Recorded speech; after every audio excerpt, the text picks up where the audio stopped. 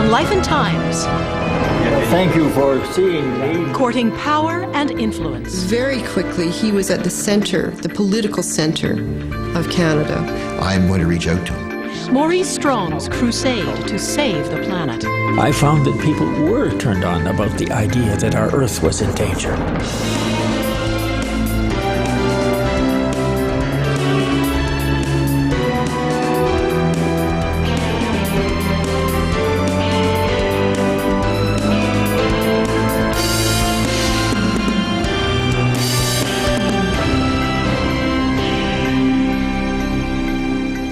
Hi and welcome. I'm Anne-Marie MacDonald. Can a rich oilman be a radical environmentalist? Maurice Strong is a major force behind the Kyoto Accord. He has mentored world leaders. His little black book is a catalog of the rich and powerful, from the World Bank to the United Nations. Accused by critics on the right of being a Marxist and by those on the left of being another fat cat, Maurice Strong refuses to be pigeonholed. His dual ambitions of wealth and social justice were forged in the Great Depression, and he rose from the Manitoba Dust Bowl to become the ultimate insider. An international wise man with a genius for making connections. Can Maurice Strong save us from ourselves? He's trying.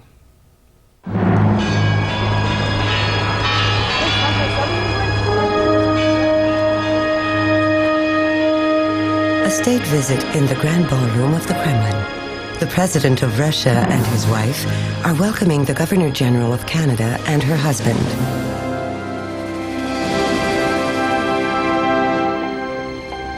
Protocol requires Vladimir Putin to greet each member of the delegation personally. President's great privilege, pleasure. But who is that man getting so much of the President's attention?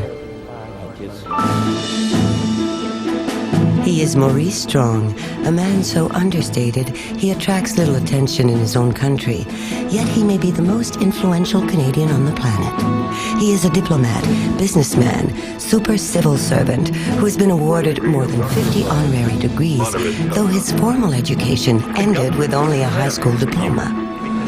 Thanks very much. See you later. Okay, yep. Strong was born in a small town in rural Manitoba, but today he frequents all of the world's great capitals. The rich and powerful are his friends and admirers.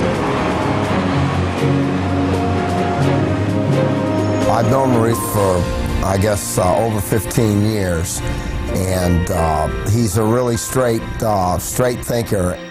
For me, it was wonderful to have someone whom I could trust and who knew my background and who knew the limitations of my capacities and also maybe some of the possibilities. These are times that call for men like Maurice Strong. It's very exciting to be, with somebody like that who's always doing something different. It's amazing kind of person. He is a visionary, but not a dreamer. Maurice may come across to others as said, too many ideas, man, but there are some gems in those ideas. If you take time to sit with him or sift through it, you'll get some great ones. The world's #1 environmental leader, presented by Lawrence Rockefeller. He is the Michelangelo of networking, Father Earth, a citizen of the world. Many have attempted to define Maurice Strong. Some see him as a cross between Machiavelli and Rasputin. Maurice Strong, like Atlas, holding the world in his hand. Certainly, at 75 years of age, and after pitching his tent in the four corners of the world, he has the ear of the powerful. Well, a whole generation of children is experiencing this malnutrition. Even those who survive are in real danger. 8 times Under-Secretary General of the United Nations, president of 2 world summits on the environment in Stockholm and Rio. Kofi Annan's special envoy to North Korea. If this situation escalates, it could, in fact, get out of hand. Maurice Strong today is a power behind the throne of the new Prime Minister of Canada, Paul Martin. There's no doubt that in the areas where Maurice Strong is a world leader, I'm going to reach out to him. What is it about Maurice Strong that has charmed so many powerful people? Drive. Since he was young, Strong has been driven by a sense of urgency and concern. We are now a species out of control. His mission for the last half-century has been to prevent the destruction of the world and to save man from himself. Human beings have acquired immense power. Beautiful, just beautiful. Unprecedented power. Power to do good, yes, as we have seen, that there have been many good things come out of progress, and at the same time an unprecedented power for destruction. His plan is to prevent catastrophe through dialogue.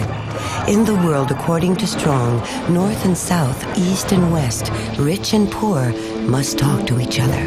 I had been very influenced by the Depression, growing up in the Depression. Maurice Strong is born in 1929, the year the stock market crashed and the Great Depression began. He grows up in Oak Lake, Manitoba, the eldest of 4 children. They live in extreme poverty. My father had no steady job.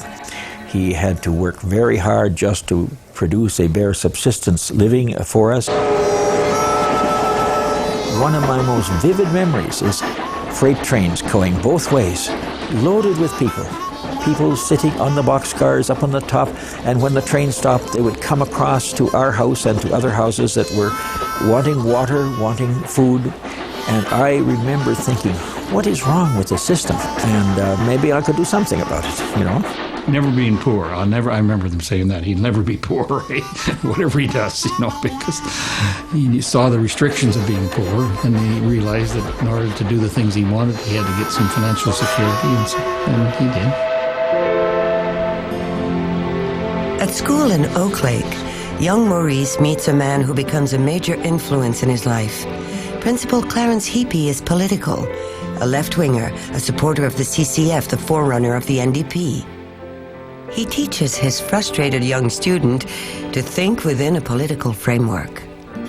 He and my mother introduced me to the larger world, the world of literature, the world of other thinkers, you know. Strong's mother, a cultivated and sensitive woman, suffers from chronic depression and is often in hospital. Her illness gives Maurice a sense of responsibility beyond his years. How close was Maurice to his mother? Extremely. Extremely. She once said to him, "Never stop learning, and you'll get to the top." He makes his fortune in the Alberta oil and gas boom. By his mid-20s, he's a millionaire. He wants to be rich and independent, but also wants to champion social justice. To his parents' dismay, he drops out of school at 14. To earn a living, he works as a deckhand on ships. Eventually, he comes back to Oak Lake to finish high school, but now he has a dream. And I read a newspaper that was sort of blowing in the wind, and it talked about Churchill and Roosevelt meeting in the Atlantic and deciding that after the war there would be a great new United Nations organization to ensure that the world would never again have to experience the tragedy of war. And I fixed on that and said, that's what I want to do eventually. Strong gets his first real job at age 16. Driven by a sense of adventure and taste for travel, he goes north as a buyer of furs for the Hudson's Bay Company. Here, he makes a crucial connection. Bill Richardson is a prospector and a bit of an adventurer. Through his wife, Mary McCall, he's well connected in both the Toronto establishment and abroad. The Richardsons are charmed by the clever and ambitious young man. They introduce Strong to people who have connections at the UN. I learned very early, though, I could never get any job by applying to the personnel department, because when they look at my resume, they will never be impressed. So I always was fortunate to get my jobs because somebody met me and was good enough to offer me opportunity. Strong gets a job as a clerk at the headquarters of the United Nations in New York. Heady times for a boy of 17. Maurice Strong has an extraordinary capacity to make the most of his luck. After only a few months in New York, he meets David Rockefeller, the financial guru of the UN, son of John D. Rockefeller, who's made construction of the famous UN building possible. It's the beginning of a long friendship and a network of contacts and influence which today extends around the world. But Strong realizes that without a university degree or a personal fortune, he has no hope of rapidly climbing the ladder at the UN. So I made a decision, which was, okay, if I cannot get into the foreign aid business, if I cannot get into the business of helping humanity directly, perhaps I can do it indirectly if I go into business and I use business as a platform. The plan works. Strong becomes a boy wonder in the world of business. In his early 20s, he gets a job at Dome Mines in Calgary. He's an excellent manager. He distinguishes himself for his innovative thinking and remarkable self-discipline. By age 25, he's the president. In 1950, he marries Pauline Williams, a student he met in Winnipeg. They will have 4 children. By the end of the 50s, his reputation and contacts lead him to Montreal. 2 years later, at 31, he becomes president of Power Corporation, a breeding ground for Canada's business and political elite. Power Corp became a kind of foundation for political people who needed to practice in public, in small, organized fora. And very important politicians came through that system up to and including Pierre Trudeau. And so very quickly, he was at the center, the political center of Canada. Strong wins his spurs with the Liberal Party establishment. And once again, he makes powerful friends.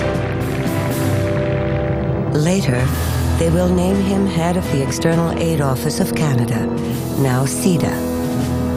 At the same time, Strong begins to build his own network of protégés, young men just graduated from major universities who dream of changing the world.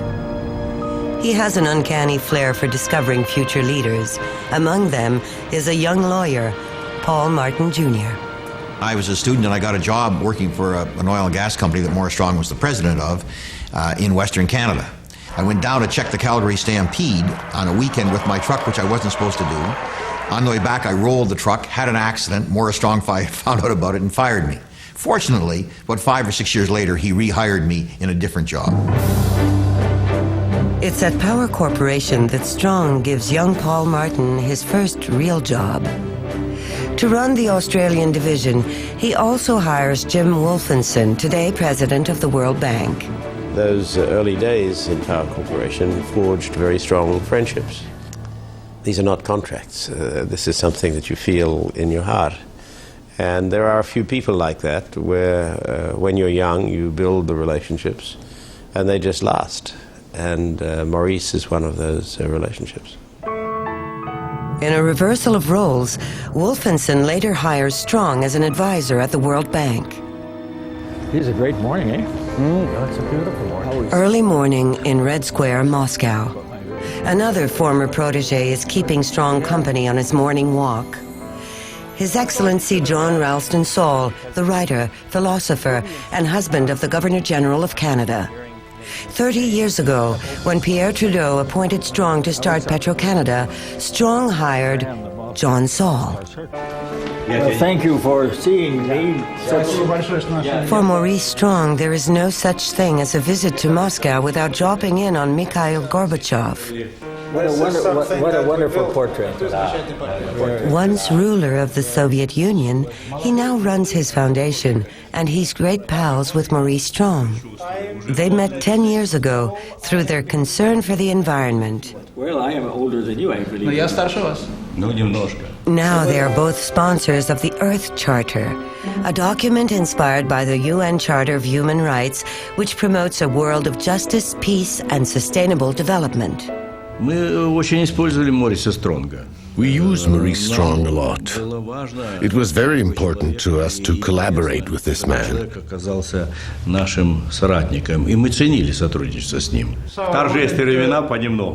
Before they part, Gorbachev gives his friend Strong a gift, a glass saber, full of the same brandy that Stalin used to send Winston Churchill every week.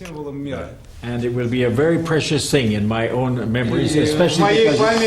But as Strong found out, it's not easy being both a businessman and an environmental activist.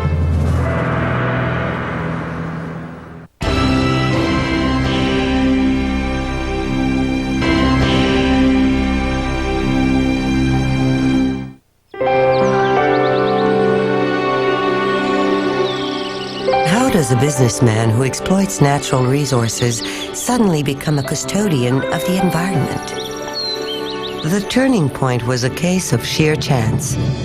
In 1970, while Strong was head of CEDA, the Secretary General of the UN was looking for someone who could influence developing countries.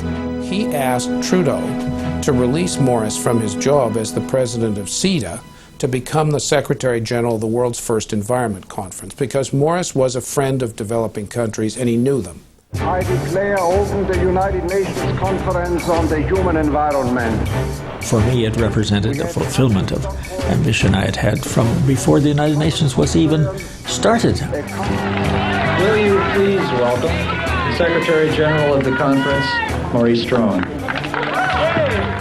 At Stockholm, Strong makes a bold move, a first for a UN conference. He brings pressure groups and non-government organizations into the debate with governments. It's the start of a global dialogue. And governments will do about as much about these problems as they feel that people like you are going to require them to do. I found that people were turned on about the idea that our Earth was in danger, and that our own life depends on the Earth and having a hospitable environment. And so how to translate that into a kind of political energy that would move the governments to do the right things in Stockholm, to take the right decisions. You have to remember that at the Stockholm conference, where I went to be with Maurice, that was a breakthrough. We now talk about environment, and there are environmental groups everywhere. But Maurice was the first to pull all this together. 20 years later, there is another UN conference on the environment, this time in Rio de Janeiro.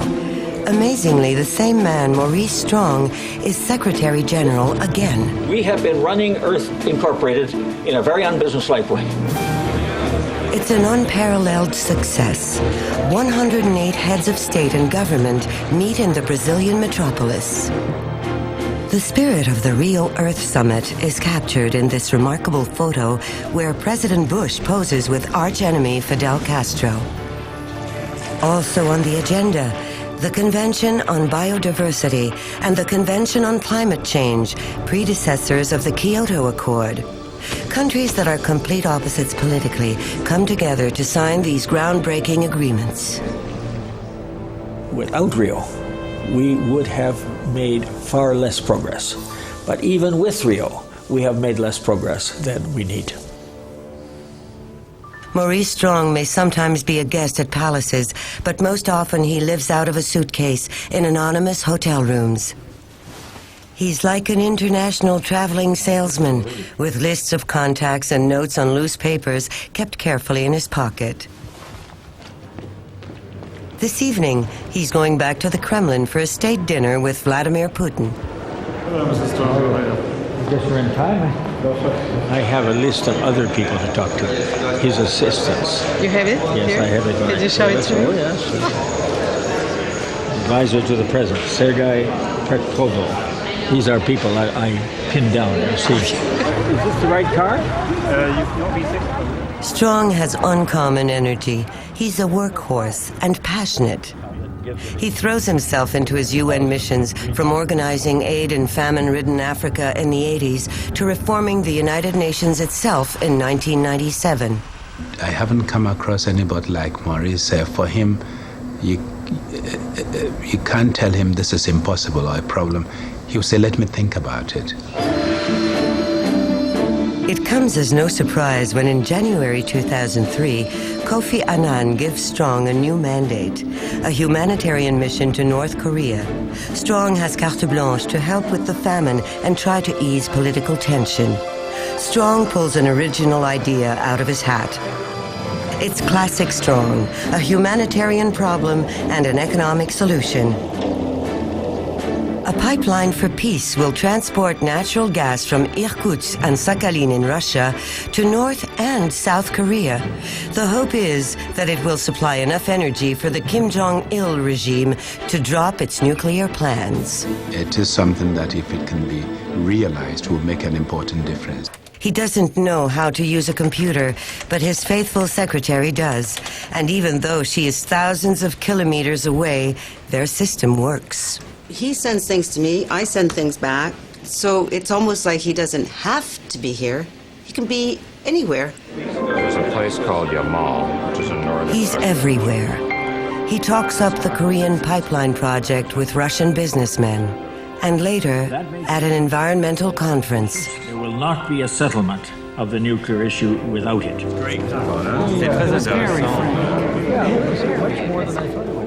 The Governor General's trip is under fire at home, but Maurice Strong may make it pay off.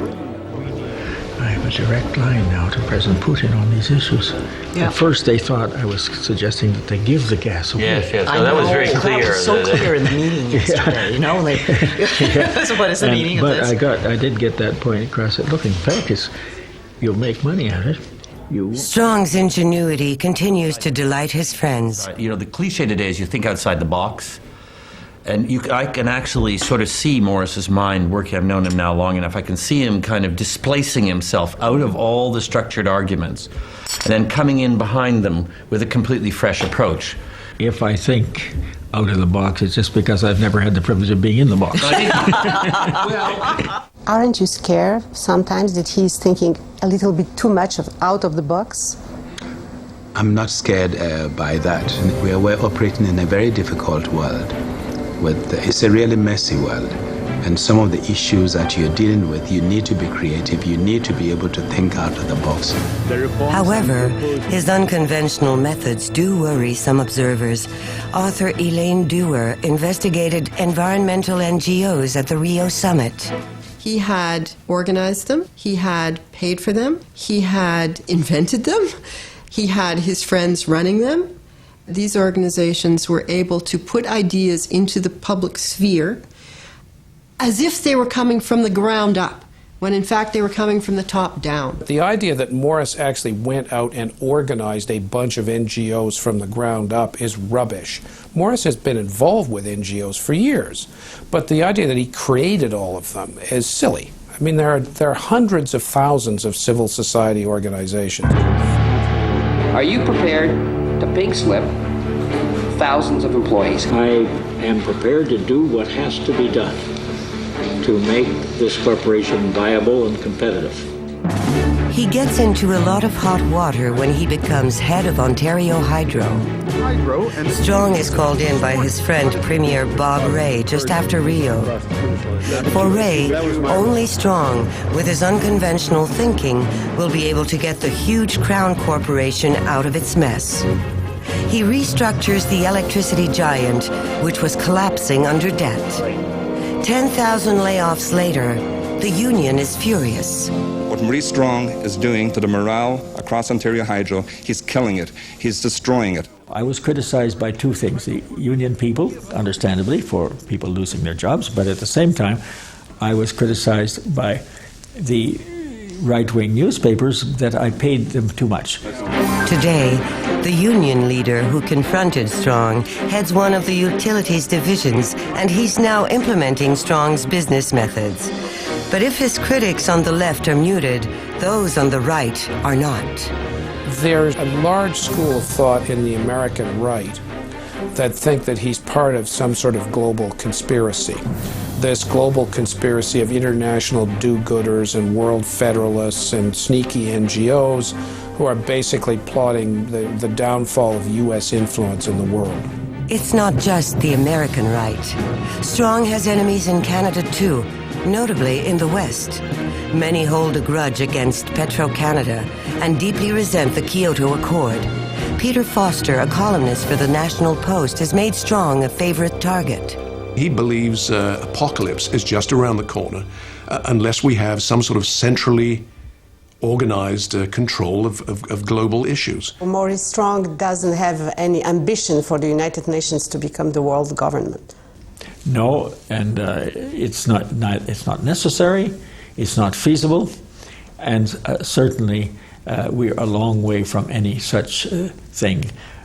But we do need, if we're going to have a more peaceful world, a more secure world, we need a more effective system of cooperation, which is what I call system of governance.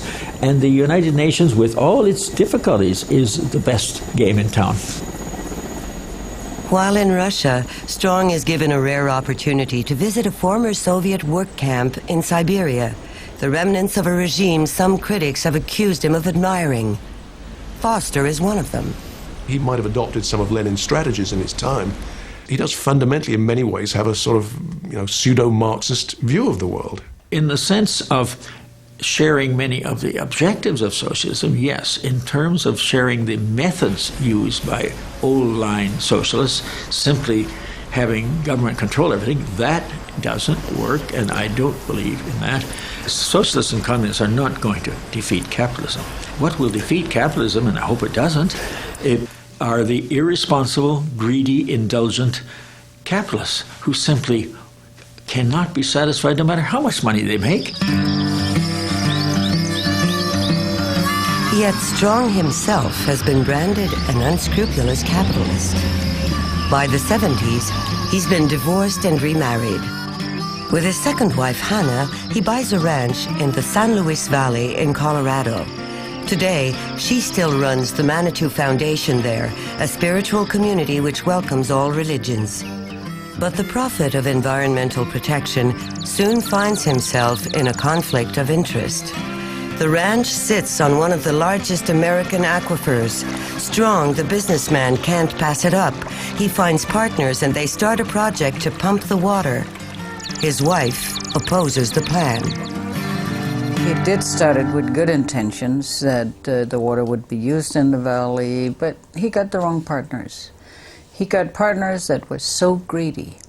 And when they found out that there was trillions and trillions and trillions of dollars of water underneath, they went crazy.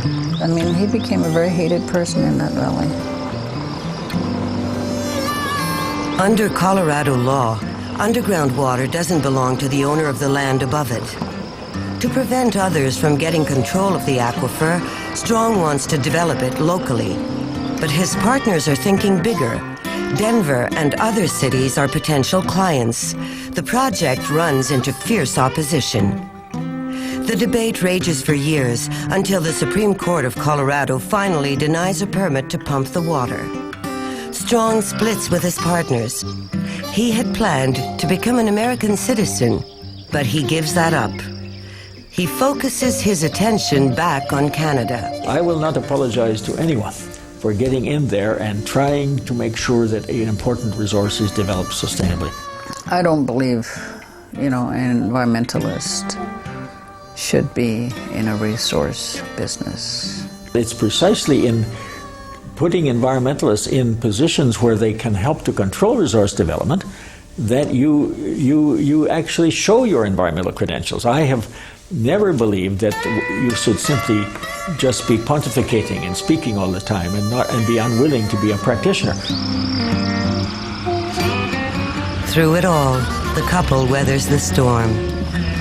Well, it took me a while to get over it. It did take me a while. And lucky I'm a Buddhist.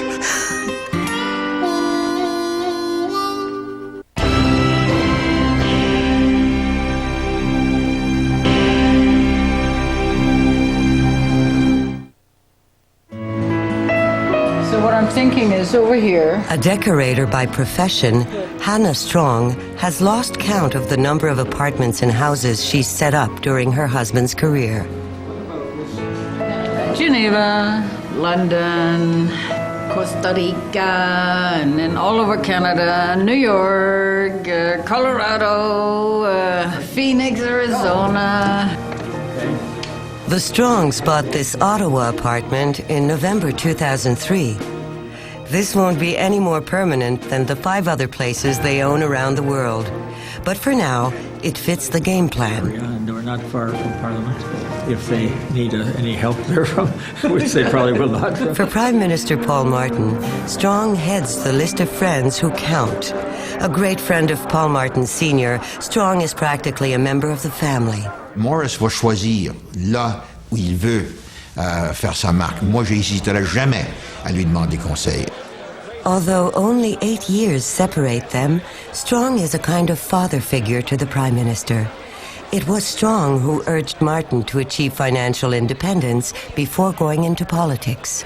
Stay in business long enough to build up essentially the financial underpinning so that when you go into public life, if that's what you decide to do, that you're not beholden to anybody, so that you can speak your mind without regard for other influences. And that was a very, very important piece of advice that he gave me, and it's one that I followed. It was also Strong who encouraged Martin to buy Canada Steamship Lines. It was a big risk, but one of the things that I learned from Maurice Strong was that you don't succeed unless you're prepared to take big risks. And this was a big risk, but I must say that the fact that he was there and that he was encouraging was very helpful.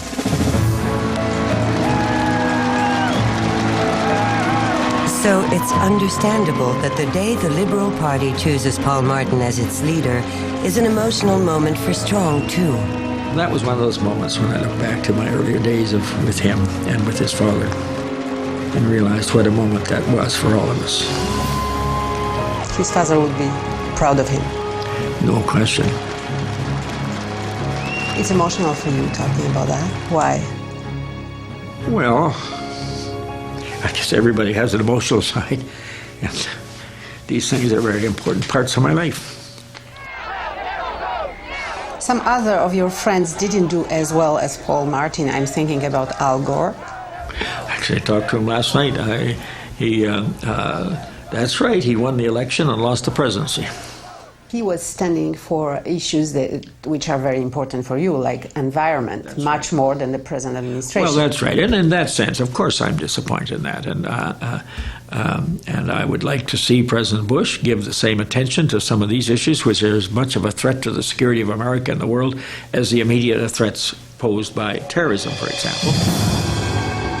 Unlike the U.S., Canada has ratified the Kyoto Accord, but implementing it is far from a done deal. And I'm going to do everything I can to help our Prime Minister make Canada an example of how to meet their responsibilities and at the same time create a benefit. Beyond the environment, Maurice Strong worries about Canada's place in the world, an area where he may well influence the Prime Minister. We have a lot of credibility, but that is not sufficient. We have to keep earning our distinctive role. Some think there's even a risk that Maurice Strong could become a sort of Rasputin, manipulating the Prime Minister to his own ends. He loves to have influence. He loves to be involved, but you need to trust the leader. I would doubt that Kofi Annan did things that he didn't want to do because of Maurice Strong. I would be very surprised if Paul Martin would do anything that he didn't want to do because of Maurice Strong. I can assure you I didn't do anything that I didn't want to do because of Maurice Strong. But what you want to have is the benefit of his advice. I'm not hearing you very well. I'm right in the midst of a big crowd of people. As far as I'm concerned, I really only have one complaint about Maurice Strong, and that is that I wish he understood that when it's 3 o'clock in the afternoon in China, it is 3 o'clock in the morning in Canada, and that's when he always decides to call. How much he asked for? 1,200. It should be even lower. I give him, okay, 600. These days, Strong spends a lot of his time in Asia. Whether he's wearing his diplomat or businessman's hat, he's made Beijing his base of operations. Okay. Thank you. Thank you. See. I have a deep sense of the importance of China and the importance of friends of China.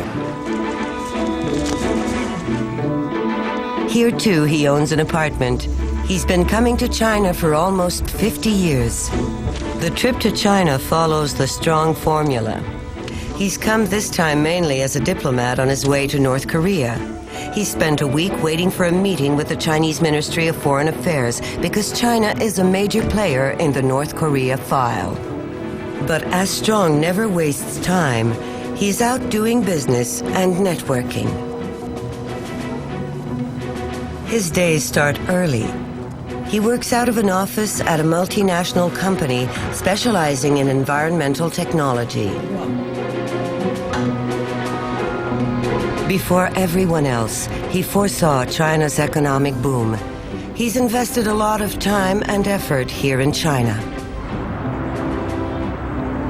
Strong may have been an early friend of China, but the relationship was severely tested after the massacre in Tiananmen Square. The Rio summit was coming up, and Strong intervened personally to convince China to attend, even though China was being shunned by the rest of the world. It's a key element of the Strong approach.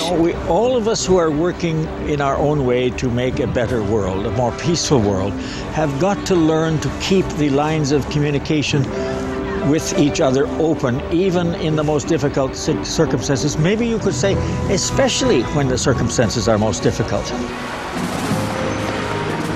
After a week, the meeting at the Ministry of Foreign Affairs finally takes place. Okay. Thank you. What went on? That's top secret. Very good meeting.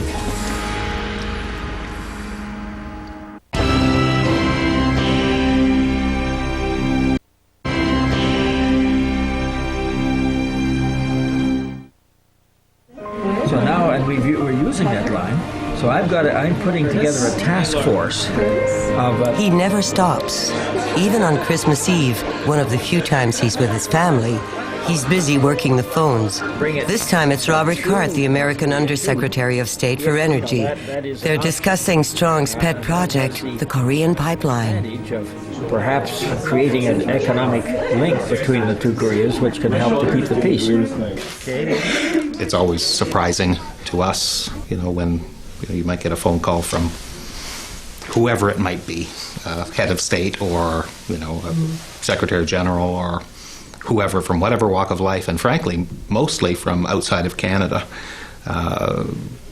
political leaders and business leaders, just seeking his counsel. So Constantly.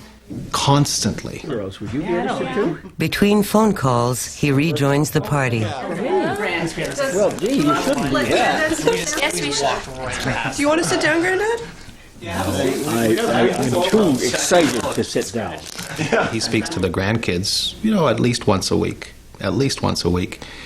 We get messages from, just Granddad calling in from Ouagadougou or from Siberia or from Cape Town or wherever it happens to be.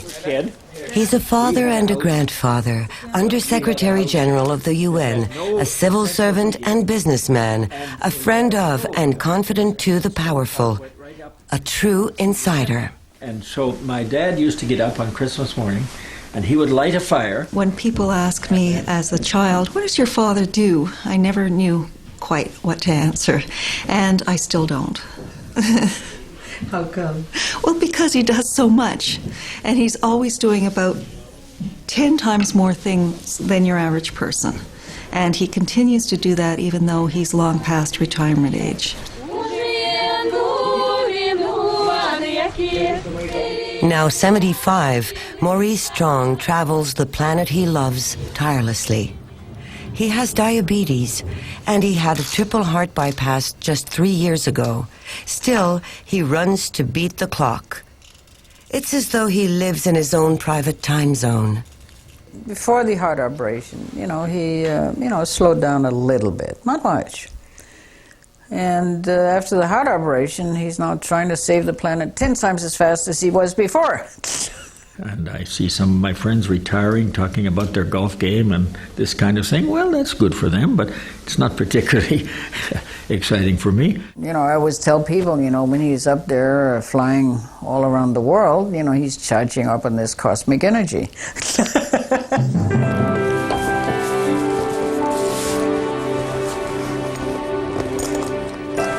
He's been chasing his dreams for 60 years, but he's a realist who understands the limits of what one person can accomplish. Okay. Where's my car? Even if that person is Maurice Strong.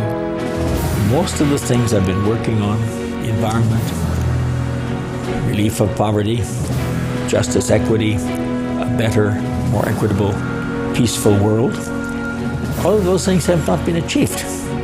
So you could say that everything I've done has so far been a failure. But a failure in the sense that these are big movements, big historical movements, and no one person can just do it. So I look at my role as a very modest little role, just where can I put my weight and can I help move the process a little bit? That's all anybody can ask.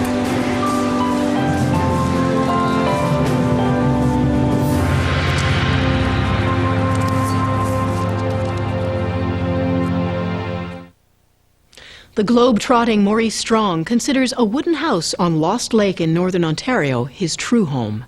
He spends as much time there as possible when he's not in Beijing, Tokyo, or New York. I'm Anne-Marie MacDonald. Thanks for watching.